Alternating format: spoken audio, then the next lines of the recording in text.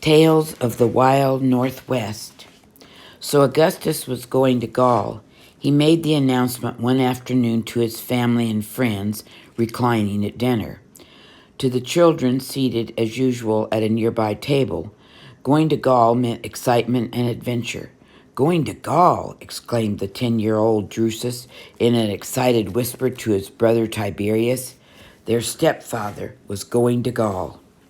Just that morning, Drusus had been reading Julius Caesar's war in Gaul and had imagined himself with Caesar fighting the wild tribes and conquering the country. Many centuries later, American boys would be reading, with the same thrill, of pioneers and Indian fighters on what would then have become the frontier of civilization. For Gaul was the Wild West to the Romans, as far as their civilization had penetrated. Beyond the Rhine, which marked the border of Gaul, there were no permanent towns, but deep, dark forests through which roamed the wandering tribes of warlike Germans. These people, dressed in skins, lived by hunting and fishing, raising only occasional fields of corn around their temporary villages. Across the water to the north of Gaul was the almost unknown island of the Britons, people no less primitive than the Germans. And beyond that, what? No one knew. Drusus turned again to his brother. How far into Gaul was their stepfather going? Did Tiberius think? Up into German and over to Britain, as Julius Caesar had done? Tiberius did not answer. He wanted to hear what else Augustus himself was saying about his plans. Motioning to Drusus to be quiet, Tiberius leaned forward to listen, a deep frown between his large, nearsighted eyes and his mouth half open, which unfortunately made him look almost stupid. Occasionally, actually, this solemn, silent, sandy-haired boy, who was to become Rome's second emperor, was extremely intelligent, and so unusually level-headed for a boy of 14 that his schoolmates often called him the old man. For the past 5 years, since the death of their own father, the two brothers, Tiberius and Drusus, had been living with their stepfather, Augustus, in his home on the Palatine. There, they were under the ever-watchful eye of Livia, who, a most ambitious mother, constantly on the alert to promote the future of her boys. Livia was watching Tiberius now, as he sat listening to the conversation between Augustus and Agrippa. The two men were talking about the walled towns of Gaul and the need of replacing the muddy trails connecting them by well-paved Roman roads.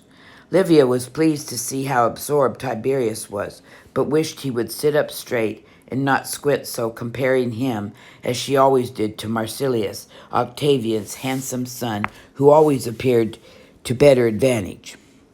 Forever charming and agreeable, Marsilius was too great a favorite with his uncle Augustus to please Livia. Augustus looked upon him, she feared, as a future husband for his 12-year-old daughter, Julia, who was now sitting between Marsilius and Tiberius. Young Julia, spoiled and saucy, with her curls piled up much too grown-up fashion and her pretty full lips painted much too red, were trying to flirt with both of the boys at once. Unable to distract their attention from Agrippa, however, who was describing the mining towns of Gaul and the skillful metal workers, she was obliged to listen, but she showed no interest until Agrippa mentioned jewelry. Then Julia jumped up and ran to her father. Throwing her arms around his neck, she made him promise that he would bring her necklaces and bracelets from Gaul before she would return to her place at the table. On the other side of Marsilius was the half-sister Antonia, as gentle and sweet in manner as her mother Octavia. Beyond her were the twins, Cleopatra's attractive children, to whom Antonia, through their father, Antony, was also a half-sister. The twins were being brought up by Augustus, as were also a couple of mysterious-eyed young Eastern princes. Subject kings of Asia Minor had a habit of sending their sons to Rome either as hostages or to keep them from being murdered by their jealous relatives. They completed the circle at the children's table and brought Livia's eyes back to her own son, Drusus, and Tiberius. Tiberius continued to listen to the adults. The rest of the young group began comparing notes as to what they themselves already knew, or had heard about the Gauls. All of them had seen the Gauls from the backwoods, wandering about the forum, dressed in their scarlet or plaid cloaks and long, peculiar trousers. Several had seen tall blonde Germans dressed in wolf skins staring up at the strange buildings, but none of them had ever seen a Briton. It was believed that the few Britons, if any, had ever come to Rome. And yet, 10 comes to Rome from Britain all the time. Remarked Tiberius unexpectedly. He found it interesting to think how many things like 10 traveled from place to place, trying strange, far-off countries and unknown people together. Wheat came from Egypt, purple from Siberia, spices from India, 10 from Britain. He might have told the others how the 10 was brought on pack horses and by barges down the rivers, but he didn't. The others he saw were more interested in the fact that the Britons brought in chariots and painted them blue. They used some kind of plant called ward, said Drusus. Julius Caesar wrote about it and said they looked terrible in a fight. Drusus was very much disappointed to find that Augustus did not intend to go to Britain or into Germany as Julius Caesar had done, or even far enough up into Gaul to see the chieftains who still wore helmets decorated with the horns of animals. Augustus was merely going to sail across to Marsilius or Narbo, which was perfectly civilized cities where people lived and dressed just as they did in Rome. The important chiefs of Gaul were going to meet him there.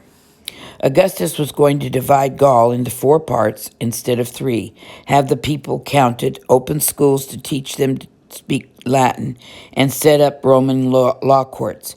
But what excitement was there in that? Dull, humdrum business, it seemed to Drusus, compared to conquering a country the way Julius Caesar had done and exploring unknown islands and fighting the barbarians across the Rhine. Caesar had almost been shipwrecked on the coast of Britain, but just the same he had gone into the river called the Thames, and he had found that there was Druid priests there too, just as there were in Gaul. Before that, he had crossed the Rhine to terrify the Germans. It was to help the Gauls drive out a tribe of Germans who had crossed into their territory that Caesar had first gone to Gaul. That's what I'd do when I grow up, thought Drusus. I'll go up into Gaul, and if those wild Germans ever come over the Rhine again, I'll go over into their country and keep on going as far as I can go and conquer it the way Julius Caesar did in Gaul. Only part of Drusus's wish was to be fulfilled. The Germans were never to be conquered and brought under the rule of Rome. Yet while he was still young, Drusus was to lead many expeditions through the swamps and into the dark forests of Germany. And for his daring and bravery, he would be given the honorary title of Germanicus. That was still far in the future. Now it was not 10-year-old Drusus, but his stepfather Augustus, who was going to Gaul.